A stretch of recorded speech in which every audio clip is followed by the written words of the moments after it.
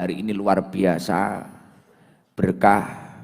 Beberapa hari ini yang ramai di TikTok, alhamdulillah saya kedatangan sahabat baru saya, panjenenganipun Pak Muhammad Tito Adrianto, yang ada di kanan saya, salah satu pejabat pemerintah yang berbobot. Luar biasa. Ya, ini Pak Tito ini luar biasa. Dari tadi saya melihat beliau itu mau izin pulang saya gandoli karena saya seneng dengan posturnya, dengan gayanya, luar biasa.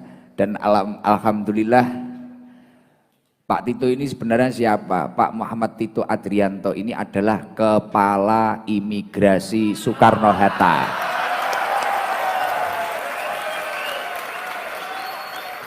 Tepuk tangan buat Pak Tito. Semoga Pak Tito ini sehat panjang umur, dalam lindungan Allah, dan dimudahkan dalam setiap urusannya. Beliau perjuangan ingin silaturahmi ke kita, ingin ikut pengajian kita, nyampe Jakarta, nyampe Kediri, itu tadi pagi jam 9. Istirahat bentar, kemudian datang ke sini dan alhamdulillah sekarang sudah dapat gelang dari Bunyai. Luar biasa. Insya Allah semugi-mugi jabatannya ditoto karo Gusti Allah. Alhamdulillah. Dan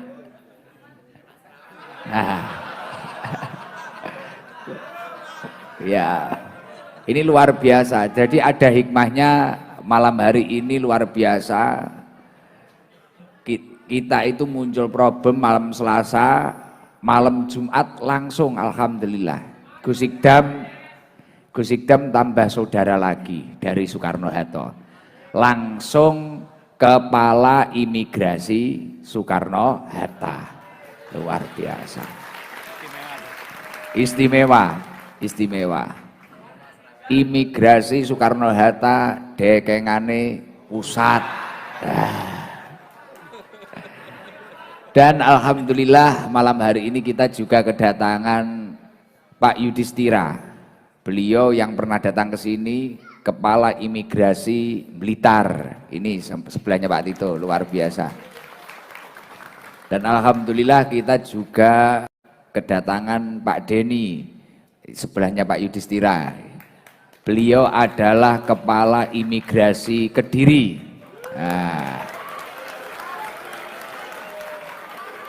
Jadi kepala-kepala sekarang berkumpul di sini. Luar biasa, alhamdulillah. Semoga para pemimpin-pemimpin kita ini senantiasa dalam lindungan Allah Subhanahu wa taala. Dan beserta staf-stafnya tadi juga ikut, masih di dalam-dalam, alhamdulillah matur suwun sanget. Jadi sebelum kita mulai sholawatan, daripada gaduh, sedikit saya mau menjelaskan agar teman-teman ini tidak heboh, entah itu heboh di sosial media maupun di sini, nggih. Dan tidak lupa yang saya hormati semua para muhibin, para pecinta Majelis Taklim Sabilu Taubah ataupun Majelis Maulid Simtuduror setiap malam Jumat ini, baik yang hadir langsung, baik yang di Sorsengon, di jalan raya, di tetangga-tetangga, atau bahkan yang online. Bahkan nyun sewu Pak Tito, biasanya jamaah-jamaah yang online itu sambil ngopi di warung kopi. Kalau dulu orang ngopi itu sebelum ada es tenyel sambil ngeslot. Kalau sekarang ngopi malam Selasa itu sambil lihat saya. Kemarin saya lihat di warung kopi gitu. Jadi TV diputer es tenyel, sekarang lingguh kemluwelet, guse iso-iso. Iso-iso guse iki. Arek kemluwelet, rokokin dudut nek kancane. Wonge teko. Jadi mayoritas orang sini gitu, rokoknya ngambil punya temennya ini. Bahkan kadang istrinya itu ngambil punya temennya juga. Para garangan-garangan ini loh Pak Tito. Alhamdulillah. Nah, jadi sebelum saya memulai, saya yang pertama memohon maaf kepada panjenengan semua karena ini tadi molor, seharusnya jam 9 biasanya kita sudah mulai, kita molor hampir jam 10. Karena yang pertama alhamdulillah pada malam hari ini bertepatan dengan kholnya kiai saya Al-Maghfurlah Simbah Yai Munif Jazuli, pendiri Pondok Pesantren Queen Al-Falah Ploso Kediri. Beliau adalah adik dari seorang wali yang terkenal, panjenenganipun Yai Mik Gusmi. Nah, beliau juga salah satu adik dari Mbah Yai Nurul Huda Jazuli, Mbah Yai Zainuddin Jazuli, Mbah Yai Fuad Munim Jazuli, dan beliau niki adalah kakak dari Ibu Nyai Lailatul Badriyah, jadi keluarga Pondok Ploso. Nah, malam hari ini alhamdulillah waktu khol beliau.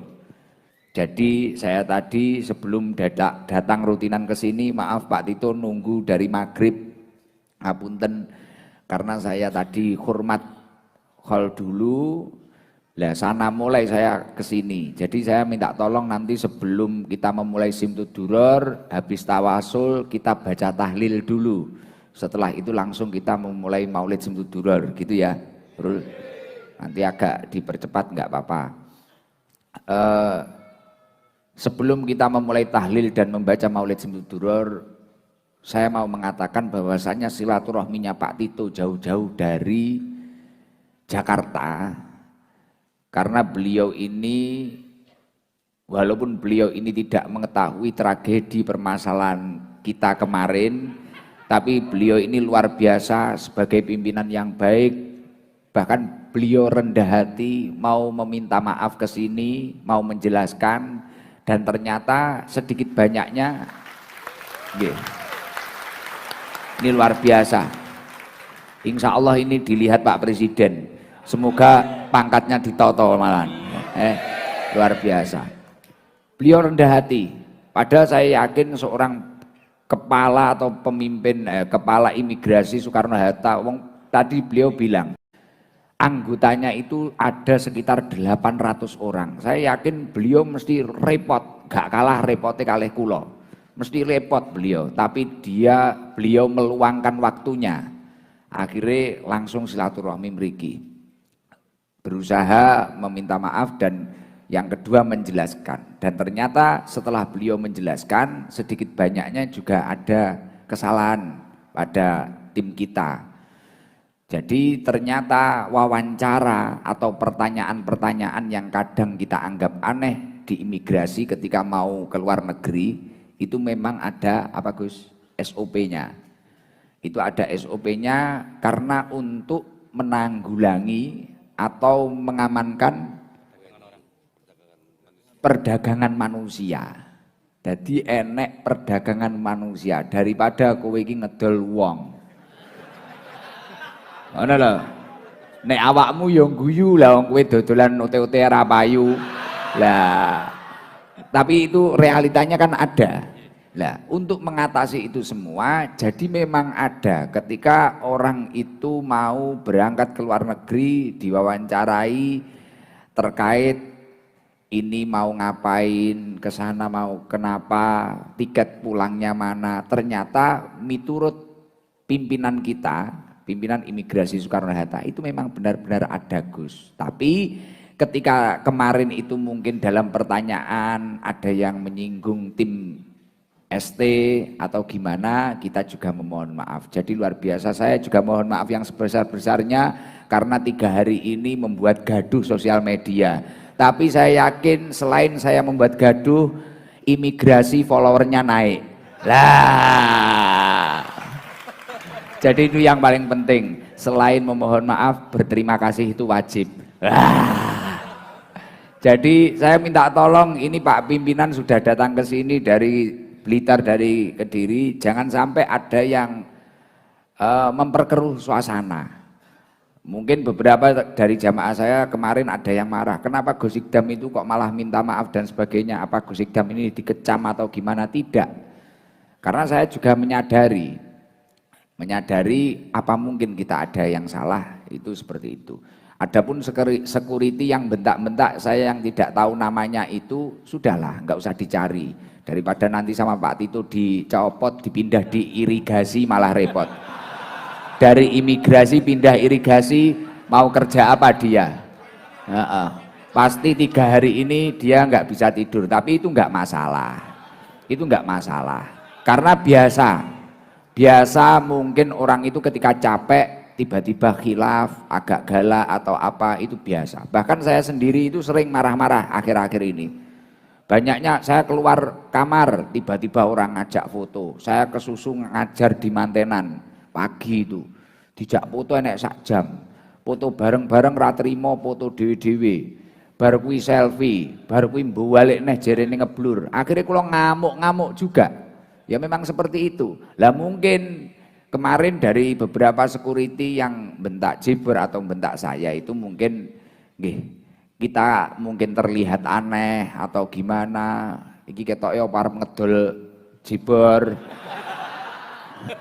Saya sama Lek Dahlan ini kan memang wajah-wajah penjual animal karantina Lek itu Lek. Iya. Nggih. Lek Dahlan, aku roh Lek Dahlan iki jek wegel kelingan. Lho Gus kok itu kan ketika kita masuk Taiwan itu ada tulisan animal karantina. Lah, Lek Dahlan itu saya ajak rembuk Pak Tito. Lah, Lek Dahlan bilang ke saya, Gus kok animal karantina nggih. Alah gak apa-apa Lek, paling awake dhewe iki ya kewan kula. Ya memang cerita-cerita unik tapi luar biasa, alhamdulillah. Saya mohon maaf yang sebesar-besarnya. Semoga cerita yang menarik ini bisa menambah hubungan silaturahmi di antara kita semua. Masalah dalam kehidupan itu biasa-biasa saja, tapi yang sulit menyelesaikan masalah itu ketika kita bisa memberi maaf terhadap seseorang yang entah itu membuat hati kita terluka atau membuat gaduh hati kita pada waktu itu. Jadi pokoknya saling memaafkan lah. Kula ngapunten ingkang kathah Pak Tito, kula ngapunten ingkang kathah. Bulan 1 saya mau ke Taiwan lagi nanti daripada di karantina di animal itu. Jadi besok saya masih butuh jenengan. November itu kita umroh. Ayo cah, iki kuotane tak tambahin nih umroh. November iki lho tanggal 6 iki kuotane tak tambahin neh. Wis daripada kowe nyonya nyanyi karaoke ra jelas. Wis mangkat ngono ae cah. Lumayan wis ngopi-ngopi ning kono, Pak. Mosok storymu mek ning kono ae, Beh. Ning warung-warung CT-CT kuwi gek panggah hutang ae. Umroh mbok menawa wis jodoh tambah toto ngono lho, Cah. Niki kuotane tak tambahi, jek enek 50 kursi, wis ndang digas neh, yang kemarin mungkin tertolak atau apa, kemarin saya sudah nelpon travel, jadi nanti insya Allah 200 orang kita, yaitu yang 50% garangan semua, nanti ya setelah itu bulan 1 kita berangkat ke Taiwan lagi, ya nanti insya Allah agak luas lah, kemarin itu ya. Ini ada sesuatu yang tidak saya ceritakan. Setelah dari imigrasi itu, ketika saya bertemu dengan itu terus jangan dicari. Wah ini toh namanya Afwan, Akwan. Itu salah, bukan itu. Anaknya itu pakai kacamata kemarin. Anaknya pakai kacamata, bukan itu. Sekarang malah pimpinan apa itu diwapluti. Wah ini tuh jenenge Afwan. Oke. Jangan kayak gitu. Jangan kayak gitu, itu salah nanti ya. Ini saya mau cerita sedikit. Habis saya problem itu, saya itu bilang ke istri saya, ke siapa itu, teman-teman saya, paling aku kira meyakinkan. Saya itu pakai jaket, ya jaket agak kusam, warnanya hitam, ya nggak begitu mahal, tapi ya nek ngasih orang. Wes, iya saya Gus Ikdam iki macak ketok pantes-pantes sih biyo dipacaki jamaah kuwi to, Pak. Wong aku ki ra enek wektu wae. Ade mampir mall diluki diuber-uber wong. Wis kaya buronan nika. Lah, saya itu mikir gini Pak Tito. Aku ki paling nggak meyakinkan ya Bor. Lah mboten Gus, wong jenengan nggih kopian. Loh, sapa ngerti dikira apa ngono nggak meyakinkan. Akhirnya di depan gate 13 kalau nggak salah. Itu ada, ini bukan kok saya promosi loh ya. Saya yakin walaupun saya promosi anak-anak ini nggak mampu beli. Jadi di depan gate 13 itu ada konternya bos. Nah, baju-baju bos. Lah akhirnya saya bilang ke istri saya, aku paling ram yakinkan loh. Lah kenapa bah terusan? Jajal, aku tak tuku jaket ning kene, tak salin. Gin ketok meyakinkan. Engko iki nek pomo diomongne pembicara ning Taiwan iki disangka raine wis pantes. Lah awak koru kaya cacingan kaya ngene ya ngono. Gek jaketnya rodok ketok buluk, itu jaket yang biasanya saya buat reading pakai ninja itu, kadang ke sawah ya pakai itu saya itu nggak mikir pakaian mahal atau nggak mahal, nggak mikir saya itu, wong ya nek beliin orang. Akhirnya saya masuk ke bos sama istri saya sama Jibor, lek dalan tak panggil, lek kesini lek, kabeh kudu milih, niki mawon Gus niki mawon, wah iki apik, aku ya ngono, wes ketoke nek aku nggawe iki engko ra sidok radinya uang kalau gitu. Akhirnya saya mau beli, ternyata harganya 10 juta. Karo lek dalan dibuka bandrole 10 juta Gus. Wah gak masalah, tapi yo aja kuwi aku yo. Gak masalah, Pak, gak masalah. ATM Gusmu unlimited saldonya. Tapi ngene lek nek iso aja kuwi aku ya ngono. Weh, ae dhewe aja sampe kentekan dhuwit dhisik iya to. Infone ning Taiwan mangan apa ora ngerti ya gitu Pak Haji ya. Lah wis, akhire ning lho nek jenengan tumbas kula nggih tumbas lho, Bah. Weh, aja ngono. Iki meyakinkan pembicara iki lho, aku ya ngono, iya to. Akhirnya singkat cerita saya tanya ke mbaknya itu, Mas Danu tahu tuh itu, mana Danu? Ini, saya tanya ke mbaknya yang jaga bos itu, kalau hoodie ada enggak ya? Saya kan mikir, wah kalau jaket ini tadi 10 juta, kalau hoodie pasti lebih murah.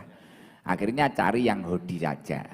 Makanya saya berangkat dari Jakarta pakai jaket hitam, turun dari Taiwan pakai jaket coklat toh. Itu beli di depan gate, barokahnya anak buah jenengan itu. Akhirnya saya beli yang warna coklat itu. Alhamdulillah harganya agak miring, 3.600.000. Mari bayar gue tuh now. Kok larang men iki aku ya ngono. Tapi wis ora apa-apa lah daripada ide di penjara kaya Cak Percil lah aku ya ngono. Karena saya punya temen yang dagelan itu loh. Itu teman saya Cak Percil itu pernah di Hong Kong ya. Di Hongkong itu di penjara. Lah saya bingung, bah iki nek ra meyakinkan aku kak awor guguk ya repot gitu loh kita.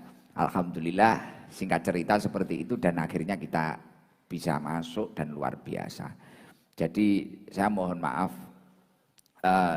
dan sekali lagi jangan dibenturkan dengan instansi imigrasinya karena adanya kesalahan itu hanya beberapa orang, tidak keseluruhan. Jadi jangan sampai ada oknum yang membuat perkataan saya ini di framing untuk apa tadi Pak Jenderal? Untuk bukan untuk apa tadi Jenderal?